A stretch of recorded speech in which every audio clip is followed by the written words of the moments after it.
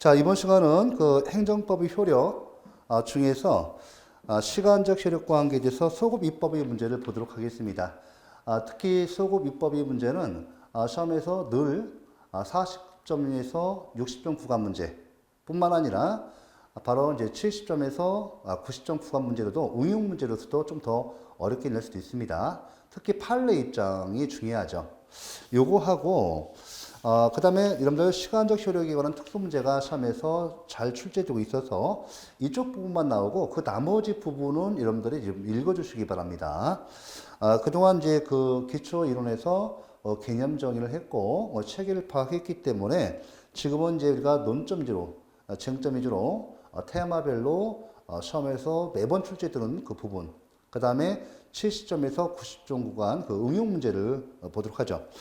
자, 그러면 우리 교재는 45페이지예요. 45페이지인데 여러분들 특히 이제 이게 우리 법치국가의 2대 요소인 2대 요소가 있죠. 첫 번째 법치 행정의 원리가 있고 두 번째가 법적 안정성 원칙 원리가 있죠. 이 법적 안정성을 담보하기 위해서 요것에 의해서 소급 입법이 제한되는 것이죠. 자, 그러면 우리가 가장 우리 당구장 표시하겠습니다. 특히 이제 판례 입장이 중요한데 소급 입법 문제입니다. 자, 이제 목차로는 우리가 이제 이거 갖다가 이게 지금 5번째가 돼요. 지금 5번째 테마 되죠. 소급 입법 문제인데 먼저 요거 다음에 이제 시간적 효력관에서 특수한 문제가 있는데 요거하고 두 개가 잘 나와요. 특히 소급 입법 문제는 소급표가 문제되는 거예요. 소급표. 소급표죠. 요거와 반대되는 개념이 추구표죠.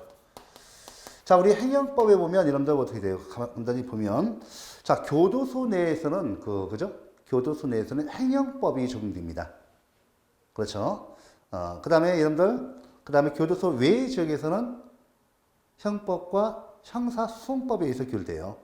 맞죠? 어떤 우리가 이제 일반적인 사회에서 일반 사회에서 어떤 자가 범죄를 저질러가지고 이에 대해서 어떤 형사처벌하기 위해서는 형법과 형사소송법에 의해서 특히 형사소송법에 의해서 체포 구금 그죠?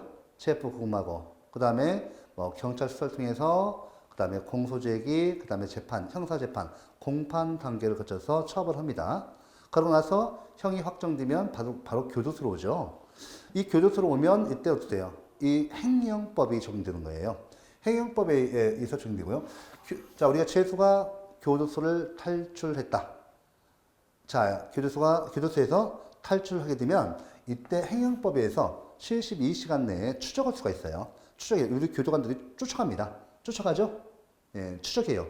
추적해서 이때 행정법이 그 법적 효과가 미치죠. 72시간 지나면 일반 경찰로 갑니다. 경찰의 어떤 관할권으로 넘어갑니다.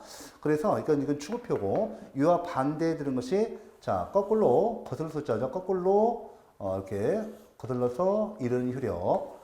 자, 이 먼저 소급표를 보는데 자, 이 개념은 반대 개념인데 봐볼까요? 진정 소급표가 있다. 그 다음에 부진정 소급표가 있다. 용어를 좀 축약하겠습니다. 이제는 기본 강의니까. 자, 먼저 맨 처음에 일반적으로 그 소급표에서 진정 소급표와 부진정 소급표에 관한 개념에 대해서 이렇게 일반적으로 또 그 이론으로서 시험에서 40점에서 70점 구간 문제로 일반적으로 나옵니다. 또 판례 입장도 나오죠. 자, 그런데 이걸 응용 문제에서 사례 문제가 할 수도 있어요. 예전에 종종 많이 출제됐던 건데 그런 때는 70점에서 90점 구간 문제가 됩니다. 다만 기본 이론에서 정확히 개념하고 판례 입장만 아시면 그냥 먹는 거죠. 자, 그러면 여기서 진정 소급표와 부진정 소급표를 먼저 첫 번째는 이렇게 구분을 하셔야 돼요. 구분하셔야만이 사례 문제를 풀 수 있고 기본 이론을 풀 수가 있습니다. 자, 진정 소급표 보시면 자, 이 개념이 중요한데요. 이 진정 소급표는 이 개념이 이래요. 이미 과거에 성립해서 발생해서 끝난 사실이에요. 이미 과거에 발생해서 끝난 사실인데 이것을 갖다가 나중에 이 사실이 끝나고 나서 즉 사후에 입법을 해서 그렇죠? 이 사후 입법 전에 이미 끝난 사실, 종료된 사실인데 이렇게 소급 인정하는 거예요.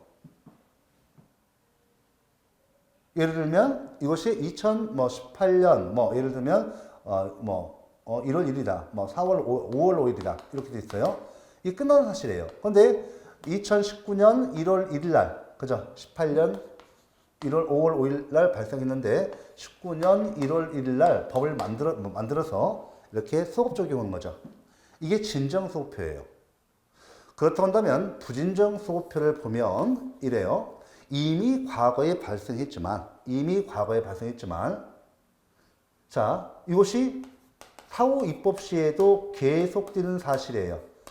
사후 입법 시에도 계속되는 사실. 언제까지요? 그렇죠. 사후 입법 시에도 계속되는 사실이에요. 똑같아요. 18년 5월 5일 날 발생했는데 요놈이 이렇게 사후 입법 시에도 이놈이 그죠? 언제요? 19년 1월 1일 날 이때 사후 입법이 이루어졌는데 과거에 발생된 사실이지만 이것이 계속되는 사실이에요. 이놈이 그죠? 그때 끝난 것이 아니라 이렇게 사후 입법 시에도 계속되는 거야. 이렇게 19년 1월 1일 이후에도 계속되는 사실이에요. 여기에 보세요. 사후 입법 시부터 잘 보세요. 요거는 이미 과거에 끝난 사실에 대해서 다시 법을 제정해서 이렇게 적용하는 거예요. 요거는요. 과거에 발생했지만 이놈이 사후 입법 시도 계속되니까 보세요. 이 사후 입법을 갖다가 언제 적용한 거예요? 여기에다 이렇게 적용한 거예요. 이렇게. 그죠? 예. 이 사후 입법 적용해서 이 법은 1월 1일부터 적용한다. 적용한다. 이렇게 돼 있죠. 요게 바로 뭡니까? 이게 부칙 경과 규정을 두어서 보통 이렇게 합니다. 그러니까 어때요? 사후 입법 시부터 장래 향하여 효력이 있는 것이죠. 그죠? 예. 요거는요. 사후 입법 시에 얘는 적용 않고 이놈이 언제? 이렇게 이미 과거에 그죠? 사후 입법 시에는 이미 끝났음에도 불구하고 이렇게 과거에 소급시키는 거. 차이가 좀 있죠. 이래서 여기 이미 종료된 사실에 대해서 법을 다시 만들어서 이렇게 적용하는 거 진짜 소급표죠. 요거는 왜 부진정 소급표였어요? 진짜 소급표면 이렇게 처음에 발생 사실이요. 이 발생 사실에 대해서 발생했을 때 발생 시점이죠. 이때 이렇게 적용해야죠. 그래야만이 진정 소급표인데 그게 아니라 이렇게 과거에 발생한 사실이 이렇게 사후 입법 시에도 계속되면 부칙 경과 규정을 보통 두어서 신법에서 이렇게 그죠? 장래 효과가 있는 거죠. 이거는 소급표가 있는 거고 됐어요? 네. 이 차이점을 먼저 아셔야 합니다. 그 다음에 이어서 볼 것이 뭐냐? 이거죠. 자, 두 번째입니다. 두 번째는 원칙과 예외를 꼭 알아두셔야 돼요. 법과목은 처음에만 개념만 잡으면 끝나버려요. 개념만 잡고 체계만 이렇게 잡으면 끝나버립니다. 왜? 계속 반복되니까요.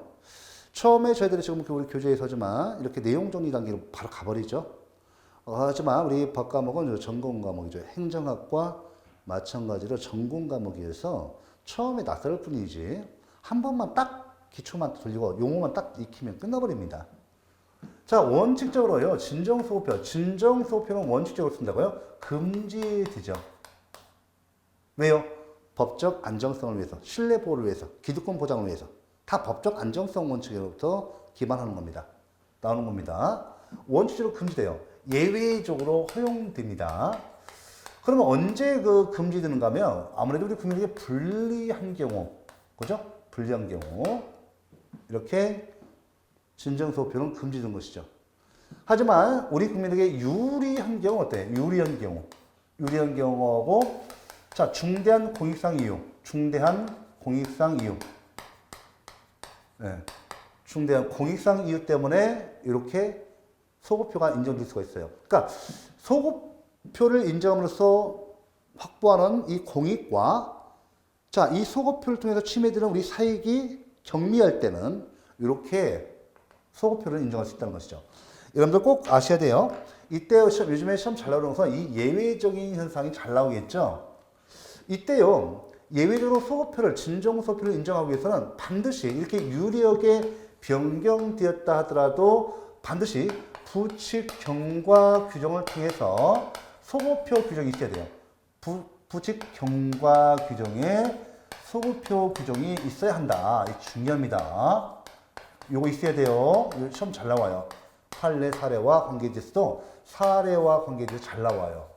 특히 판례 잘 나옵니다. 중요하죠? 이거 당구장 표시예요. 이렇게 하시면 됩니다. 별거 아니에요. 뭐 사례 문제 뭐 어려워요. 행정법이 훨씬 더 여러분들 제일 먼저 끝납니다. 여러분들 시험 준비 하시면 알겠지만 거의 1년 시점에 오면 행정법 다 잡혀버려요. 그러니까 충실히 그냥 넘기는 공부를 하셔라. 통동을 하셔라. 늘 강조합니다. 강조드립니다. 자, 이어서 부진정 소급표를 보면 이 부진정 소급표 같은 경우 마찬가지예요. 이거 좀 뺄게요. 자, 줘봐요. 줘보니까 이렇게 원칙적으로 부진정 소급표는 허용됩니다. 반대예요. 허용돼요. 예외적으로 금지됩니다. 자, 이유가 있어요. 부진정 소급표 같은 경우는 왜 그럴까요? 이거 봐보세요. 이 세법 보세요. 예를 들면 여기 좀 우리가 그 세법에 한다면 건축물 갖다가 보유세를 갖다가 2018년 5월 5일 때 예를 들면 3%를 부과한다. 보유세를 갖다가. 자, 그런데요. 아무래도 우리 행정부에서 징징대죠. 예산이 더 확보돼야 한다. 탱크도 사야 하고 복지도 늘려야 하니까 아무래도 가진 사람들이 저기 건축물, 신축물, 그죠? 신축물에 대해서 보유세를 3%를 부과했어요. 자, 행정부에서 징징대죠. 이 복지도 해야 한다, 탱크도 사야 한다, 또 외기도 해야 한다, 뭐로 해야 한다. 그래서 아무래도 가진 사람이 더 내야 한다 싶어가지고 이때 국회의원들이 여야가 치열하게 그죠? 이렇게 이제 논의를 하고 이제 표대기를 해서 겨우 연도돼요. 어떻게 있습니까? 이 신법에서 이 사후입법에서 몇 퍼센트? 그렇죠? 5%로 이렇게 인상했어요. 인상했습니다. 자, 어때요? 우리 국민들 입장에서는 죽을 맛이죠. 가진 사람이 가진 죄인은 아니에요. 그만큼 많이 또 세금을 많이 좋은 물건을 많이 갖고 있고 이에 따라서 우리 국가 내에서 한 공동체 내에서 열심히 또 돈 벌 수 있는 구조를 국가가 제공했잖아요. 많은 사람들이 또 상품을 사주고 물품 사주고 거래 관계를 해서 이만큼 이 사람 돈 버는데 일조를 했다 이거죠. 좀 나눠주라 이거죠. 이렇게 해버리면 어떻게 돼요? 이걸 갖다 이렇게 소급 입법 시켜보세요. 난리 나죠. 이거 난리 납니다. 지금도 좀 많이 올랐다고 난리 치는데 그래서 이 법은 2019년 1월부터 적용한다 해서 이렇게 한단 말이에요. 자, 이것은 보세요. 자, 원칙적으로 허용돼요. 왜냐하면 자, 누가 세법을 개정하죠? 누가 지정하고 개정해요? 우리 국회의원들이죠. 그래서 이것은 입법권자죠. 입법권자의 입법 형성권 존중. 입법 형성권 존중을 위해서 원칙적으로 이렇게 소급표를 인정하는 겁니다. 요까지가 정확히 알아주셔야 돼요. 요 개념하고 요것만 하셔도 한 문제를 좀 건진 겁니다. 자, 됐죠? 네, 됐습니다. 그래서 판례 내용이 많건데 여러분들 이게 대법원과 헌법재판소의 입장이기도 해요. 특히 제가 여러분들 요거 잘 말씀드렸죠? 이거 잘 나와요. 네, 잘 나옵니다. 요거 이제 판례를 볼 거예요. 뒤에 또 나와요. 자, 이렇게 해서 여기 좀 여러분들 여기 판례 내용을 좀 더 읽어주시고 판례 입장이 중요합니다. 자, 이 정도 해놓으시고 그 다음에 양가로 4번에 봐보세요. 47페이지에 행정법이 시간적 효력에 관한 특수문제 나오죠. 그렇죠. 이제 한 문제씩 맞추는 겁니다. 자, 보시면 동그라미 1번, 2번이 있는데 둘 다 매우 중요해요. 왜냐면 최근 6, 7년에 매번 맞는 지문으로 나와요. 자, 그럼 먼저 동그라미 1번을 보도록 하죠. 법률 개정 시에 종전 법률이 부칙이 경과 규정이 실효 여부죠. 자, 법률 개정 시에 종전 법률이 부칙이 경과 규정이 실효 여부. 이런 거 실무에서도 매우 중요합니다. 자, 이때는 자, 같이 볼까요? 기억본 봐보세요.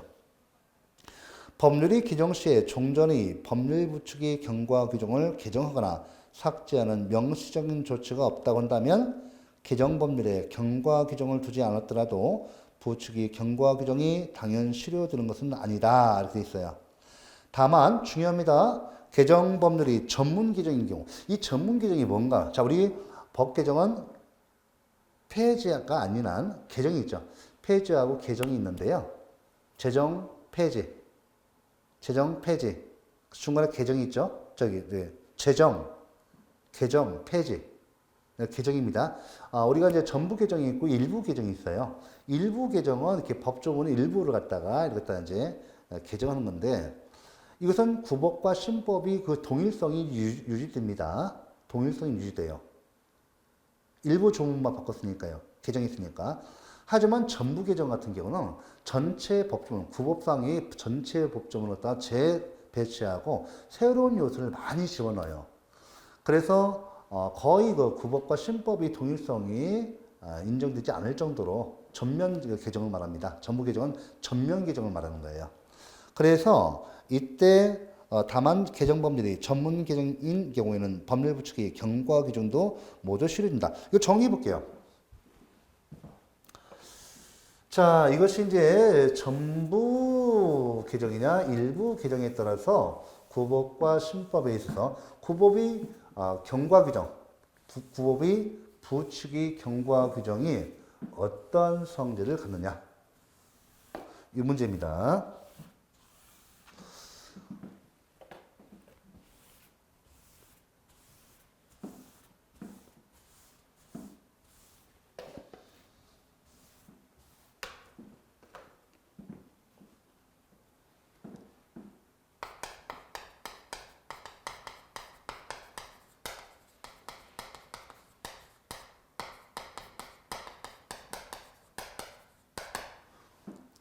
자, 보시면 이제, 먼저 보시면 여기 이제 구법이 있어요. 구법이 있고, 신법이 있습니다. 자, 구법, 신법. 이 법 개정이죠. 예, 법 개정이 이제 법 개정을 통해서. 자, 법 개정 전의 법을 구법. 이걸 다른 말로 개정 전 법으로 나올 수도 있습니다. 개정 전 법.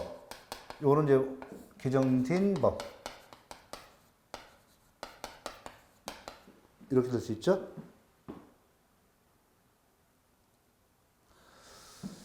자, 먼저 볼게요. 구법이 개정된 법. 이 부칙에 이제 부칙, 여기가 이제 부칙에 여기 경과 규정이 있게 됩니다. 구법상이 부칙이 경과 규정인데, 요 놈이 신법에서, 만약에 이에 대해서 이 신법에서 명시적인 규정이 있으면 이 신법, 보세요. 당연합니다. 이 신법이 부칙이에요, 부칙. 신법 부칙, 마찬가지로 이게 마찬가지로 경과 규정입니다. 이 경과 규정에서 이 구법이 부칙에 대한 명시적인 규정이 있으면 그에 따르면 돼요. 맞죠? 자, 명시적인 규정이 있으면 따르면 됩니다.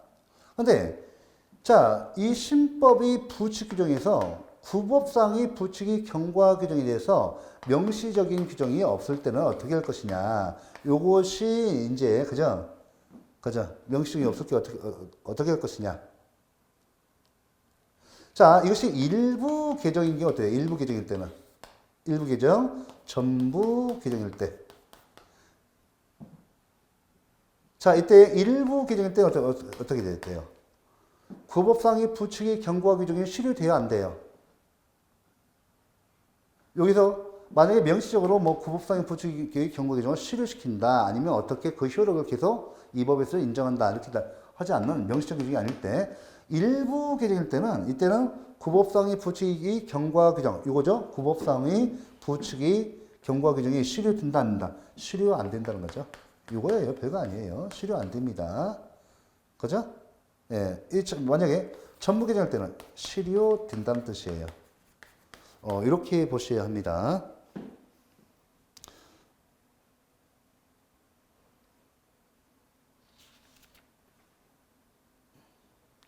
됐죠? 이렇게? 이거 정확히 넣으셔야 돼요. 그래서 제가 이거 갖다가 다시 정리한 겁니다. 이렇게 해서 요 내용을 갖다가 이제 요걸 보셔야 돼요. 명시적 규정이 없을 때 이렇게 꼭 기억하시기 바랍니다. 자, 전부 규정일 때는 이렇게 이 신법에서 어떤 명시 규정이 없을 때 이 신법이 전부 규정일 때는 당연히 구법상의 부칙의 경과 규정도 실효된다. 일부일 때는 실효되지 않는다. 이렇게만 정리해 놓으세요. 자, 하나 맞추셨고, 자, 여기 또 계속 맞춥니다. 이거 기본적으로 계속 나와요. 6, 7년 전부터 계속 나옵니다. 자, 그 다음에 경과 규정 등의 특별 규정 없이 법령이 변경된 경우의 문제입니다. 자, 이건데, 자, 내용을 보고 제가 설명드릴게요. 법령이 변경된 경우, 명문이 다른 규정이나 특별한 사정이 없는 한 그 변경 전에 발생한 사항에 대해서는 변경 후의 신법령이 아니라 변경 전의 구법이 적용된다. 자, 2번 별표 3개 놓으세요. 이것도 좀 하나의 논점이니까요. 지금 이거 제가 당구장 표시 해놓고 있죠. 중요하기 때문에 좀 말씀드리는 거예요. 또 하나. 지금 거의 빠지지 않습니다. 여러분들 그냥 차분하게 천천히 공부하세요. 물론 마음은 좀 이렇게 여유를 가지시고, 그 다음에 몸은 부지런히 움직이셔서 특히 체력 관리 잘 하시고, 그 다음에 시간에 마음이 여유가 있어야 돼요. 그래서 특히 절대 시간, 공부의 절대 시간을 꼭 확보해 주시기 바랍니다. 너무 성급하게 42.2km를 뛰어야 하는데, 쉽게 말하면 100m 뛰기식으로 뛰시면 금방 지치겠죠. 그거보다는 이렇게 좀 합리적으로 이렇게 일정 기간, 공무원 시험은 최소 1년입니다. 1년 동안 준비하셔야 시험에서 합격할 수 있습니다. 그래서 요거는 2번 문제는 사실은 요 문제는 제가 다시 지금 설명드리지만 좀 전에 봤던 거예요. 소급표 문제에서 진정 소급표에서 예외적으로 소급표가 인정되는 경우의 문제입니다. 자, 이것도 조금 보시면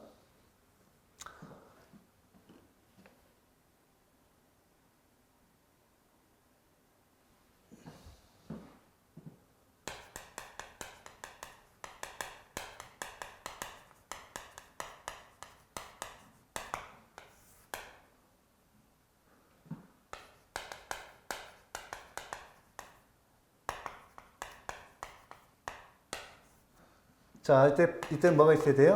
부칙 경과 규정에서 뭐가 있어야 된다고요?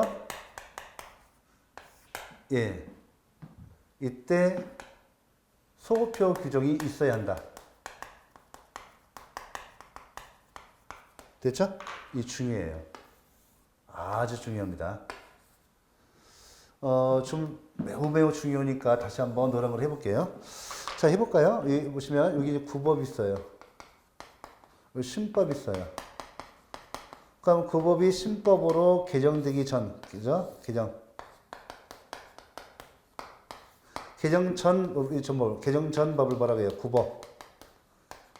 개정 전 법. 이걸 뭐라고 해요? 개정된 법.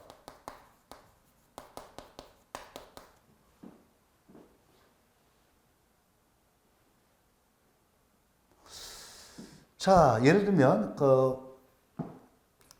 구법인데 건설업법 있어요. 건설업법. 건설업법에 의한다면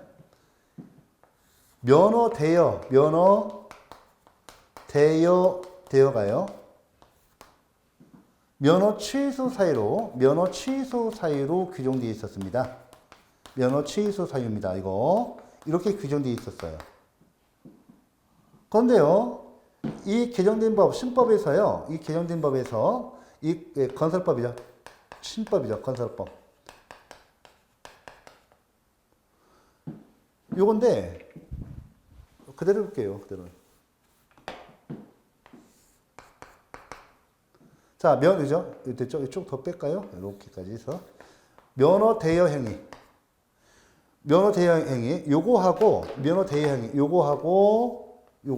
요것이 면허 취소사에서 삭제됐습니다. 신법에서 삭제됐죠. 이렇게 유리하게 돼 있어요. 자, 구법상 봐보세요. 구법에서 건설법에서 면허 대여 행위가 면허 취소사였습니다. 이때 갑이 적발됐어요. 갑이 적발됐습니다. 그래가지고 적발됐는데 그럼 구법상 이 사람은 갑은 면허 취소 사유, 면허 취소를 받아야죠.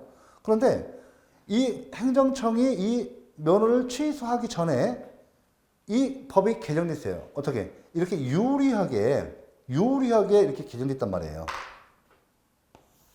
그죠? 그러면 상식적으로 여러분들, 자, 요 내용을 참조해 보세요. 자, 이 신법에 만약에요, 이 신법 개정법, 즉, 신법, 구건설법이 아니라 신건설법. 자, 우리 개정법에서, 여기에서, 자, 이 신법에서 부칙 경과 규정에서요, 경과 규정에서 이 유리한 규정을 갖다가 이렇게 소급 적용하는, 이 적발시로죠. 적발시로. 이 개정되기 전에 적발됐고, 자, 적발된 이 사유에 대해서, 사건에 대해서 이 부칙 경과 규정에서 이 유력의 변경된 규정을 갖다가 소급하는 소급표 규정이 없었어요. 자, 없습니다. 없습니다, 이게. 부칙 경과 규정에서 이것이 없어요. 그러면 남자의 소급표가 인정돼야 안 돼요, 이거. 결론이. 이 소급표 인정 안 돼요. 아시겠죠? 그래서 요게 이제 많이 나왔어요. 이 특선 효력 문제로서. 그래서 어떻게 했냐면, 이 행정청이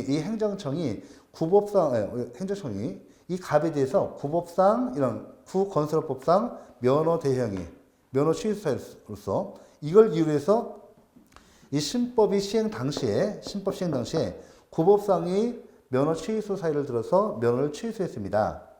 그죠? 이걸 이유로 해서 이 신법 시행 시에 면허를 취소했습니다. 이거 그래서 이 적법이에요, 위법이에요?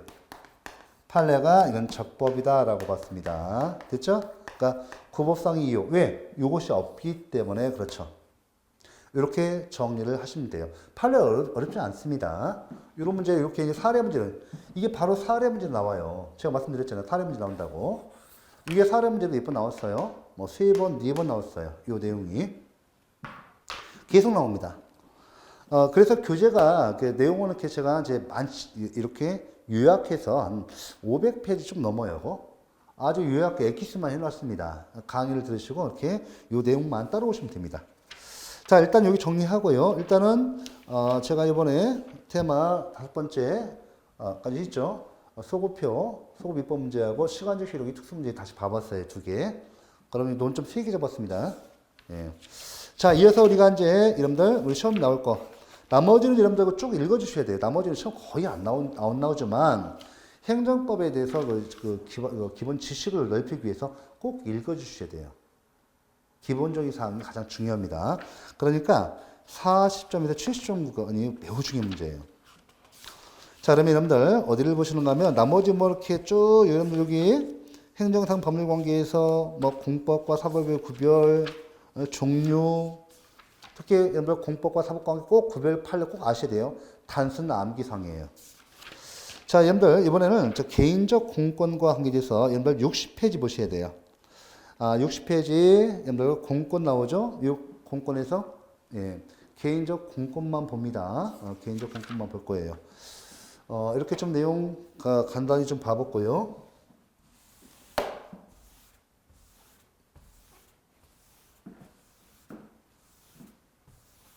이번에는 개인적 공권에서 가장 핵심적인 사항, 가장 40점에서 60점 구간 문제입니다.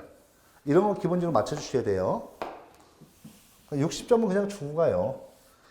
그래서 그다음에 70점에서 90점 구간 문제는 약간 응용 문제 나오니까 문제를 많이 풀어보면 되시겠죠. 90점에서 100점 구간 문제는 난이도 중 문제니까 틀려도 되십니다. 물론 한 문제를 맞추셔야죠. 두 문제 중에서 한 문제를 맞추셔야 돼요. 자, 그러면 개인적 공권에서 다른 거 필요 없고 다이렉트 들어갑니다. 개인적 공권에서 특성 간단히 정리하고 개인적 공권의 성립 요건, 개인적 공권의 확대와 경향을 좀 볼 거예요. 요게 핵심입니다. 핵심. 자, 그러면 목차는 6번이에요. 6번. 개인적 공권으로 좀 보겠습니다. 테마별로 보죠. 여기서 지금 개인적 공권 좀 뭐 개념은 여러분들 보세요. 보시고 특수 개인적 공권. 앞으로 공권하면 개인적 공권을 의미합니다. 자, 우리 개인적 공권. 자, 먼저 맨 처음에 목차를 이제 잡아보면 개인적 공권의 특성, 이 특성 볼 거고, 그 다음에 볼 것이 성립 요건 볼 거예요. 그 다음에 볼 것이, 자, 성립 요건. 요거와 관계돼서, 더 중요한 거 확대를 하겠는데, 뭐, 신종의 공권이죠, 신종의 공권. 요거까지 볼 거예요. 먼저 이제 공권의 특성 가볍게 보시면, 여러분들, 공권은 공익성으로부터 인정되죠. 공권의 특성은 개인적 공권이 공익성으로부터 인정되는 특수한 성질입니다. 자, 이 공익성 때문에 우리 공권은 이 상대성을 가져요. 상대성이라는 것은 공권이 공익성으로부터 이런 상대성이 나오고 이 상대성으로부터 이런 특성이 나오는 거예요. 쉽게 말하면 개인적 공권은 사익 보호뿐만 아니라 이 공익을 위해서 원칙적으로 공익을 위해서 인정되니까 개인적 공권은 이런 상대성을 가져요. 이 상대성으로부터 이런 특성이 나옵니다. 자, 상대성이 뭐냐면 개인적 공권은 권리이면서 의무의 성질을 갖는다는 거예요. 권리이면서 의무의 성질을 갖는 겁니다. 그래서 개인적 공권의 이런 특성이 나오는 거예요. 어떤 특성이냐? 자, 원칙적으로 개인적 공권은 이전이나 포기가 제한된다. 왜? 권리이면서 의무의 성질을 갖죠. 자, 여러분들, 우리 개인적 공권을 보시면, 자, 선거권 어때요? 선거권은 사랑하는 연인한테 이전시킬 수 있나요? 또, 사랑하는 우리 연인한테 이전시킬 수도 없고, 사랑하는 자식한테도 이전시킬 수 없어요. 상속시킬 수 없죠. 그래서 이전이나 상속 안 돼요. 자, 이거 어때요? 오늘 날씨가 좋아요. 오늘 대통령 선거날, 국회의원 선거날입니다. 오늘 날씨, 감남과 을려는 오늘 날씨가 너무 좋아서 오전 6시부터 저녁 6시까지 오늘 선거가 허용되는 기간, 투표 시간이 됩니다. 오전 6시부터 오후 6시까지 기간이죠. 투표할 수 있는 기간. 자, 이날 여러분들 어때요? 산에 놀러 갔습니다. 그죠? 자, 이 사람은요, 선거권을 포기한 겁니까? 선거권을 포기할 수 있나요? 아닙니다. 권리이면서 의무, 즉, 공권이면서 공의무예요. 그죠? 이 공익성 때문에, 그죠? 이 권리, 그죠? 공권이면서 공의무가 됩니다. 그래서 공법상 의무를 함부로 포기할 수 없죠. 이 사람은 선거권을 포기한 것이 아니라 선거권을 권리 불행사가 있는 거예요. 여러분들 꼭 아시기 바랍니다. 권리 불행사도 권리 행사의 일종이에요. 우리 자유민주국가에서 권리 행사를 강조할 수 없습니다. 네, 권리 불행사죠. 이것도 권리 행사의 일종입니다. 내가 항의 표시로 정신 없어? 응? 정신 없고 대한민국에 돈이 없는 것이 아니라 도둑놈이 많아서 도저히 나는 이에 대해서 참을 수 없다. 그래서 나는 이에 대해서 항의 표시로 이번에 투표행위는 않겠다. 이렇게 할 수도 있는 겁니다. 이것도 권리 행사의 일종이죠. 강제할 수 없습니다.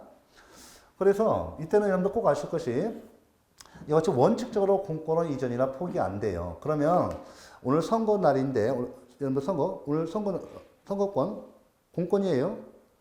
권리 행사의 기간이 있죠. 맞죠? 오전 6시부터 오후 6시까지. 이게 제척기간이라고 해요.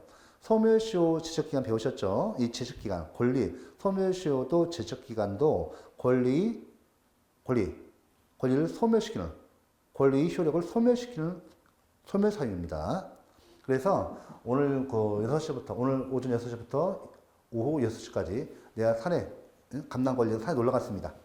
이건 권리 불행사가 있는 거고, 제척기간 경과 또는 소멸시효 기간 경과로 인해서 선거권자는 권리가 소멸될 뿐이지 권리를 포기해서 이렇게 된 것이 이렇게 권리가 소멸하는 것은 아닙니다. 이전 포기가 원칙적으로 제한된다. 됐죠? 예. 자, 이전 포기 제한됩니다. 자, 그 다음에 우리 보실 것이 이제, 그죠? 다만, 중요합니다. 원칙 있으면 예외가 있죠. 이전 포기. 자, 여러분들, 있는데, 이것만 큰 대표 좀 볼게요. 제가 예외적으로 여러분들 드려요. 이렇게 해줘요. 이전 포기 제한. 예외적으로 이전 포기가 허용되는 경우가 있어요. 언제냐면, 자, 우리 개인정보권도 이전 포기가 허용되는 게 있어. 언제? 예외적으로. 언제예요? 주로 재산적 가치. 주로 재산적 가치를 그 내용으로 하는 거. 내용으로 하는 것은 이전 포기가 허용됩니다. 예를 들면, 행정상 손해배상 청구권. 그죠? 행정상 손해배상 청구. 손배청. 이거. 공권이죠. 행정상 손실 보상 선보청. 손실 보상 청구권. 좀 주의하시되요. 행정상 손해배상 청구권은 재산권 침해로 인한 것. 이 재산권 침해로 인한 것만 인정됩니다. 그죠? 생명, 신체 침해로 인한 것은 요거는 안 돼요. 왜냐하면 국가배상법이 유족보호를 위해서 생명, 신체의 침해로 발생한 이 재산상 손해에 대해서는 이렇게 이전이나 포기를 제한시키고 있습니다. 압류 금지시키고 있어요. 왜냐하면 유족보호를 위해서 그렇습니다. 이거 주의하시고, 요거 두 가지 잘 나와요. 요거 꼭 기억하셔야 돼요. 그 다음에 여러분들 좀 내용이 쭉 나오죠. 예, 이전 포기 제한하고, 그 다음에 여기 보시면 이제,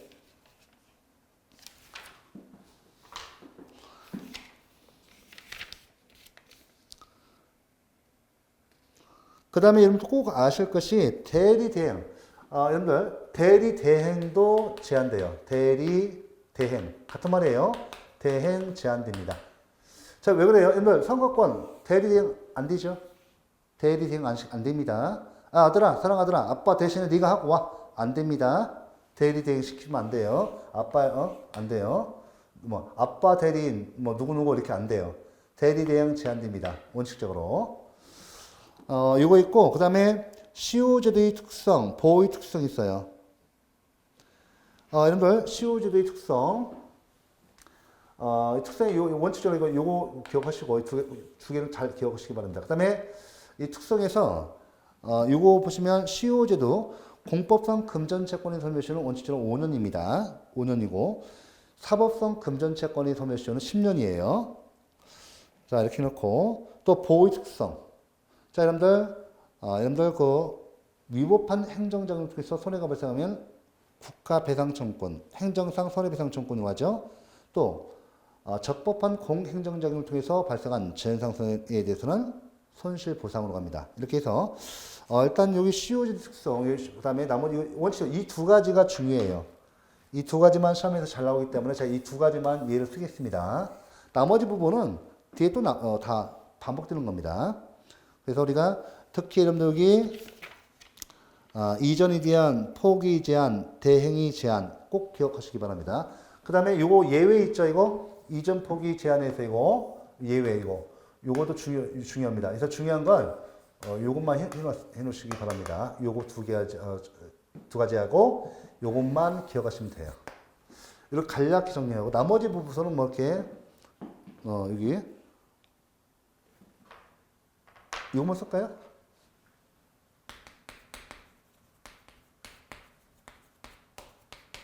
요거 하나. 그죠? 예. 공법상 금전채권 얼마라고요? 몇 년이라고요? 공법상 금채는 소멸시효가 몇 년이에요? 금채 소멸시효. 원칙적으로 5년이에요. 원칙 5년. 요것만 기억하시기 바랍니다. 사실은 요게 다 뒤에서 행정상 법률관계의 원인, 사건으로 또 나와요. 나오니까 그때 공부하시고 지금은 요거까지만. 그 다음에 여러분들 그 공권위 확대화 경향이 있죠. 요거 이제 성립 요건을 봐볼까요? 공권위 성립 요건에서 좀 볼 것이 있는데,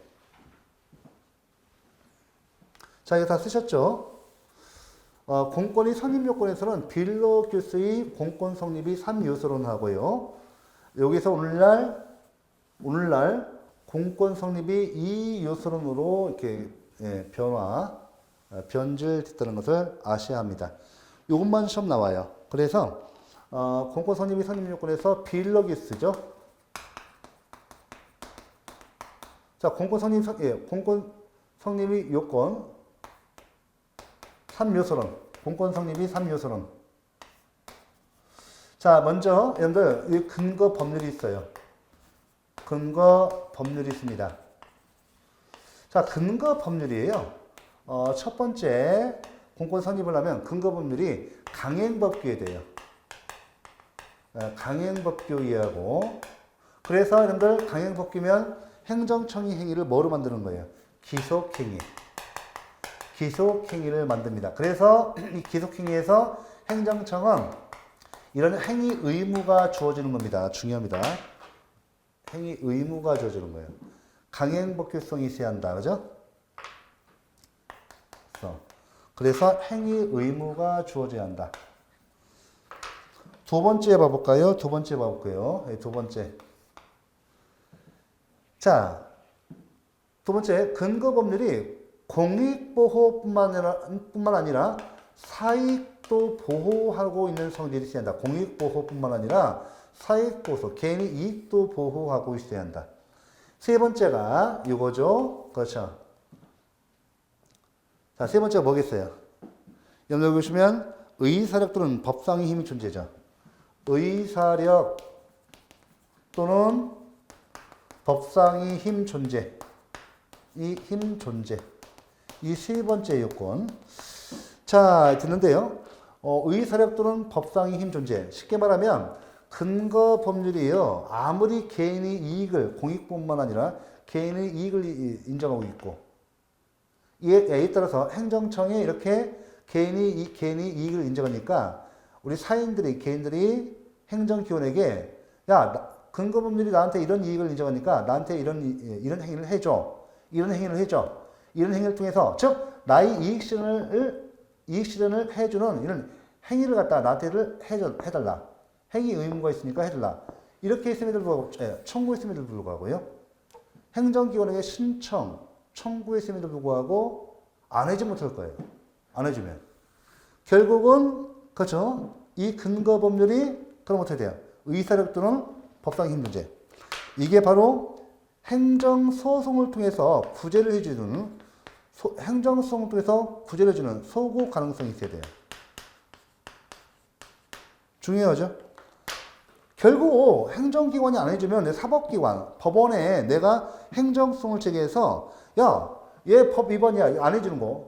나의 이익 실현을 안 해주는 이런 행위는 위법행위야. 그럼 부작위는 위법행위야.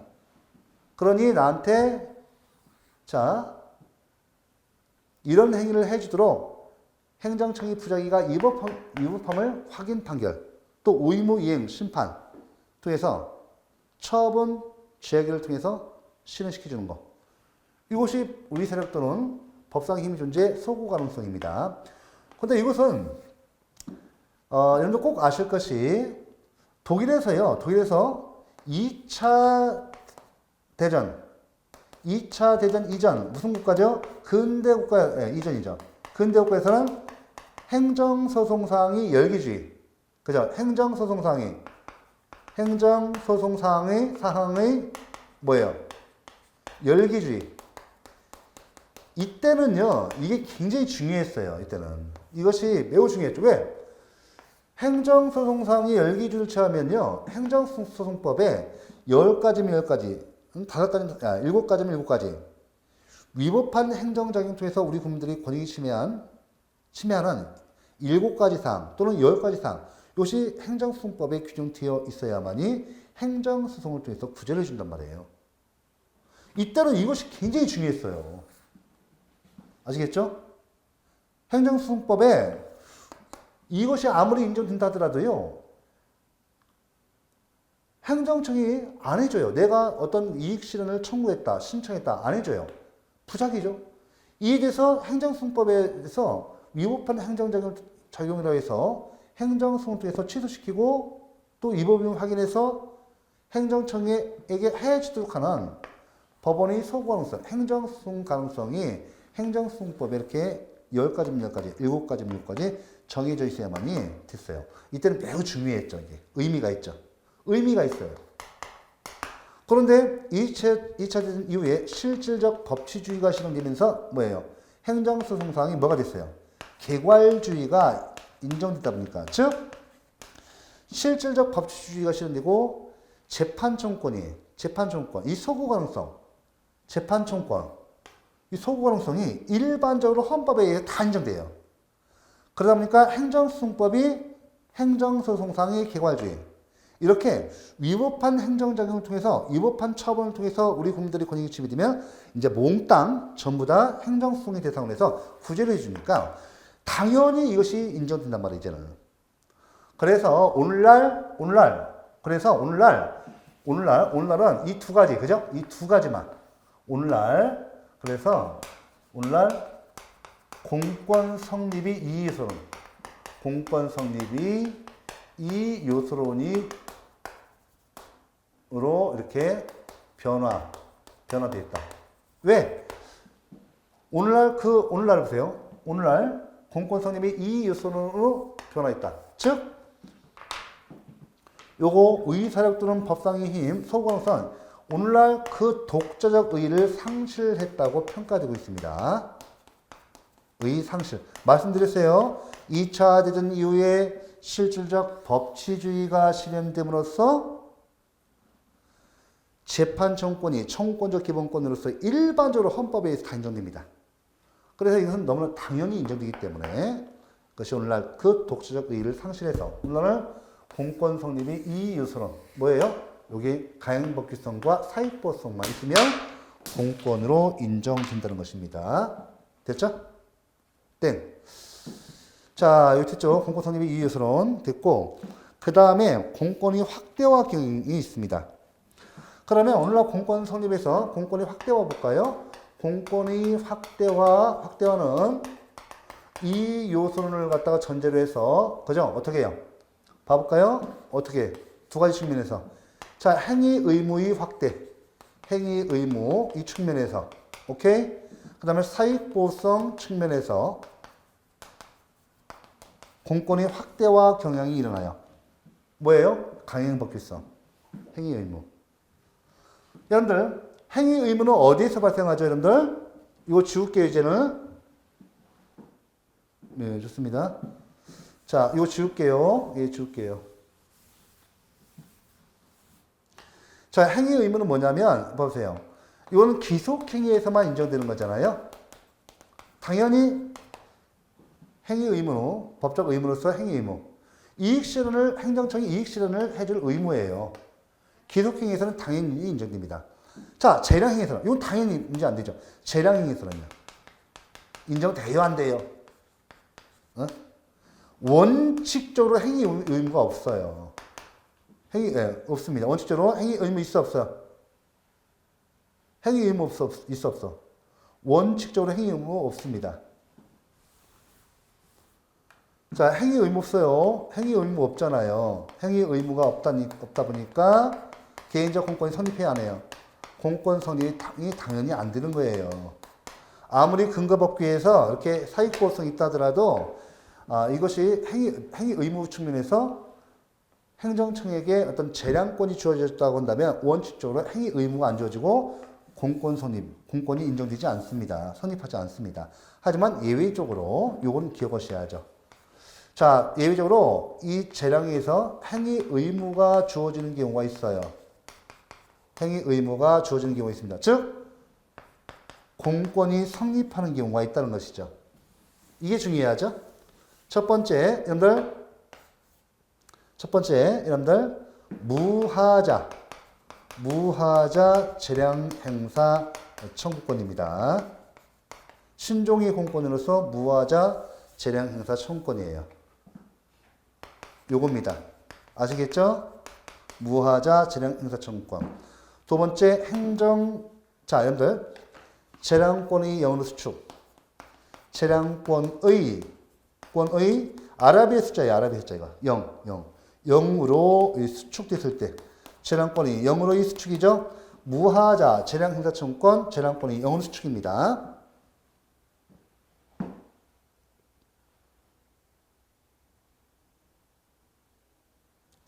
됐죠? 이 재량권의 0으로 수축되면 어떻게 돼요? 이제는 이건 기속행위가 되는 거예요. 기속행위가 되고 당연히 그죠 어떻게 돼요?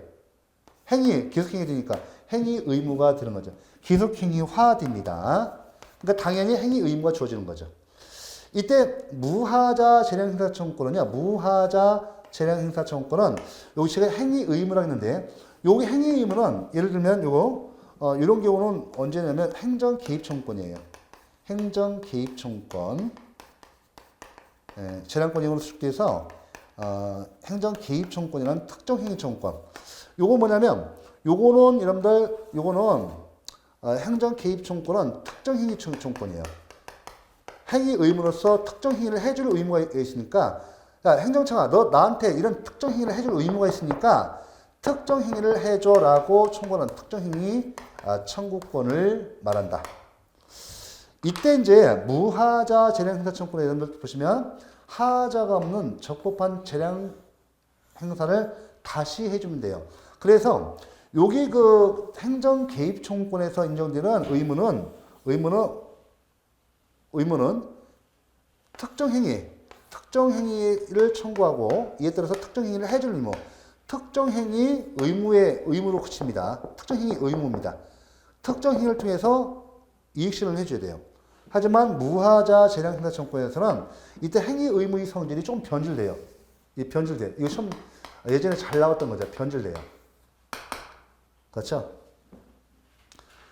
쉽게 말하면 여기 변질되는데 여기 교재 잠깐 이건 보고 갈게요. 여러분들 이거 중요해서 좀 말씀드리는 건데 요 뒤에까지 연결되는 가치를 좀 이제 해봤습니다. 다른 건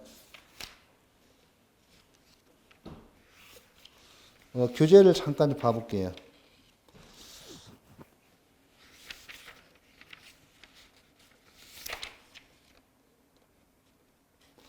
행위 의무가 좀 변질되는데 요거는 좀 체크하시듯. 왜냐하면 예전에는 좀 중요시해서 시험에서 자주 출제됐지만 지금은 잘 안 돼요.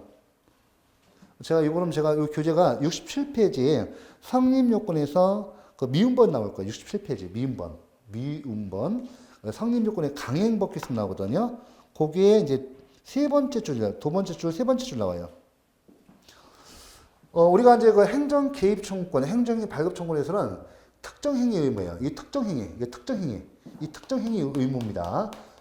특정 행위를 통해서 이익을 실현해달라 이건데 무하자 재량 행사 청구권에서의 이 행위 의무는 변질된다. 즉 재량권의 법적 한계 준수 재량권의 법적 한계 준수 의무로 이게 변질되는 거죠. 그러니까 적법한 재량권 행사를 다시 해주면 돼요. 특정한 행위를 요구하는 것이 아니라 이 재량 행사가 이 과정 절차에 하자가 있으니까 하자가 없는 적법한 재량권 행사를 다시 해달라. 종국처분을 요구하는 것이 아니라 특정 행위를 요구하는 것이 아니에요. 특정 행위 행위 청구권이 아니에요. 아니어서 재량권이 법적 한계만 다시 준수해서 적법한 재량 행사를 다시 해주면 끝나는 권리입니다. 요거는 꼭 기억하셔야 돼요. 이거 제가 이건 당구장 표시 별표 3개입니다. 요게 이제 예전부터 잘 나오는 거고 나올 수 있는 건 앞으로 또 나올 수가 있어요. 그 나머지는 이렇게 요즘은 안 나와요. 하도 많이 나와서 다 맞춰버리니까 안 냅니다. 그래서 지금 제가 요거 지금 성립 요건에서 공권이 확대해서 요거 좀 그 두 가지 내용 이거 좀 해놓으셔야 돼요. 그러니까 총전에는 기속행위에서만 개인적 공권이 인정됐지만 이제 재량행위에서도 예외적으로 이렇게 개인적 공권이 인정되는 경우가 있다는 거죠. 개인적 공권의 확대화가 이루어진다. 요거고. 그 다음에 이제 요걸 좀 이렇게 정리를 하고, 사익보호성 봐보세요. 사익보호성. 요거와 관련돼서 보시면, 내용 봐볼게요. 예전에 근거 법률이 있어요. 근거 법률이 있고, 이 근거 법률에서 직접적으로 인정하는 이익이 있죠. 그죠? 예. 자, 여러분들, 근거 법률에서 직접적으로 인정되는 이익이 이 개인적 공권이에요. 쉽게 말하면, 직접적으로 우리 사익보호성이잖아요. 근거 법률이 개인의 이익을 직접 보고 있잖아요. 직접적으로 보호하고 있는 이익. 이것이 개인적 공권이란 말이에요. 그 다음에 이 근거 법률이 직접적으로 인정하지 않고 근거 법률이 있음으로 해서 근거 법률이 사익을 직접 인정하는 것이 아니라 근거 법률이 공익을 보호하다 보니까 이 공익을 보호하다 보니까 우리 국민들이 받는 이익이 있다는 것이죠.